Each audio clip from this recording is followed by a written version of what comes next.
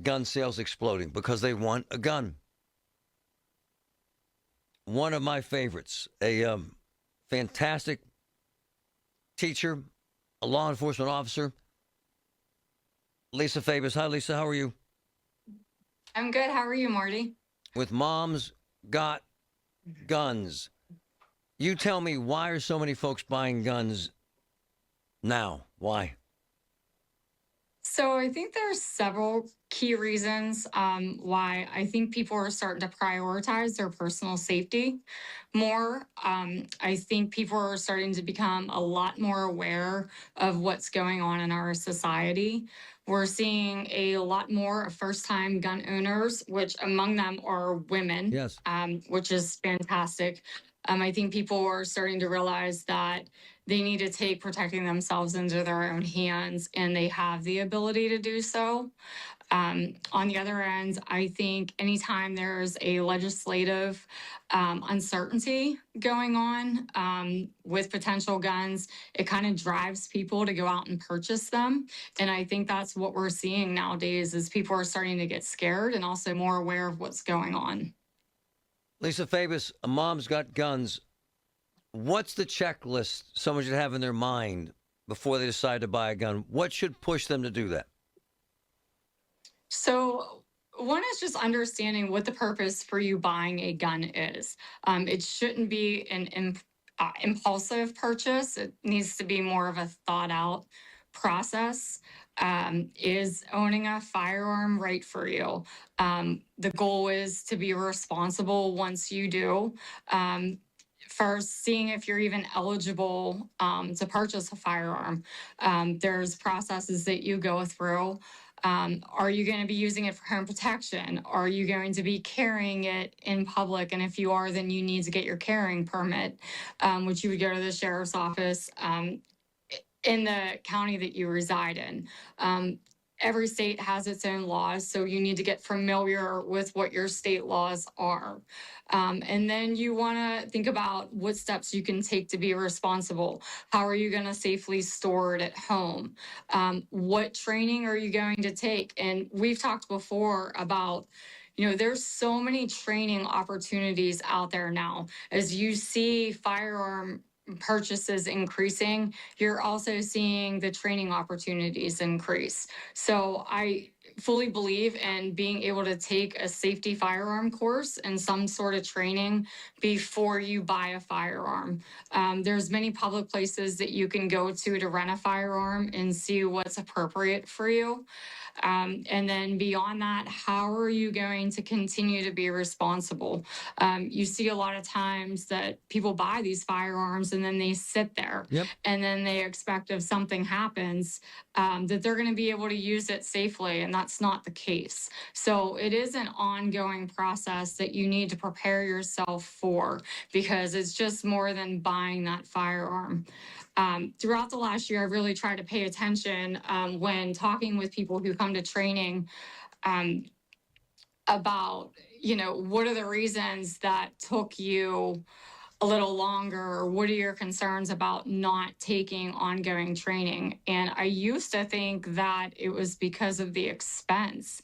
And I'm finding more and more that it's just being comfortable and getting that confidence that they are able to do it. So I've, with my own business, I've tried to really adjust how I'm offering the trainings. I used to do a lot more classes and I still do offer them, but I find that when you get a new shooter or somebody that's not as comfortable, they want that one-on experience. They want to not be embarrassed that maybe that's something that they can't do. So those training opportunities are out there.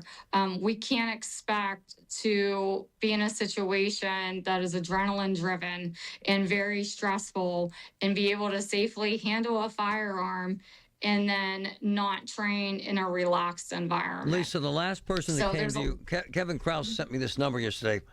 They had a sign up at a remote location, 800 people, a lot of them older, a lot of them women, a lot of them in rural areas.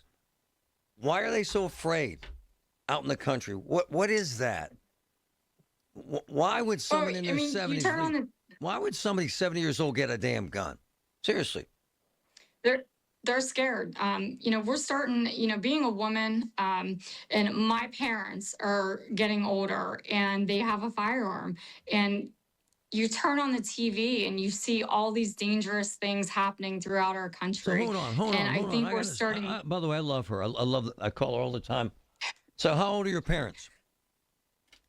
My parents are upper 60s. Okay, so where do they live? They live in Tennessee. Tennessee. In urban or rural or what?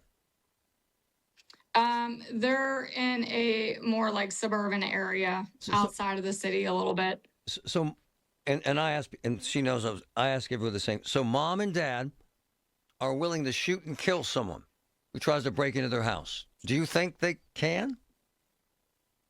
That is the mindset. It's difficult to say what you would do in a certain situation. And I think that comes down to preparation. If you never think about it and you never train, you're more likely you're going to be reluctant to be able to take another person's life.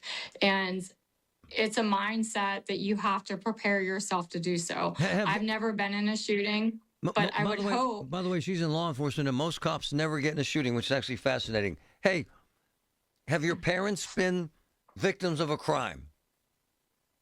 They have not. Wow. So again, it gets back. So what is motivating them? What are they afraid of?